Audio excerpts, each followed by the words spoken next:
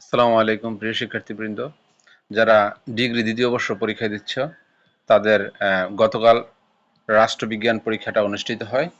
রাষ্ট্রবিজ্ঞান পরীক্ষায় অর্থাৎ রাষ্ট্রবিজ্ঞান তৃতীয় পত্র পরীক্ষাটা অনুষ্ঠিত হয়েছে। রাষ্ট্রবিজ্ঞান তৃতীয় পত্রে 127% কমন ছিল আমার সাজেশন থেকে, আলহামদুলিল্লাহ। ক বিভাগে 12টা থেকে 12টাই কমন ছিল, এবং খ বিভাগে 5টা কমন ছিল, গ বিভাগে 7টা কমন ছিল। অর্থাৎ আমার সাজেশনের বাইরে মাত্র একটা প্রশ্ন আসছে, আর বাকি 7টা প্রশ্নে আমার সাজেশন থেকে। আর আমার সাজেশনে 10 থেকে 11টা করে প্রশ্ন দেওয়া হয় খ এবং গ বিভাগে, আর ক বিভাগে সম্ভবত 50টা প্লাস মাইনাস 50টা প্রশ্ন ছিল।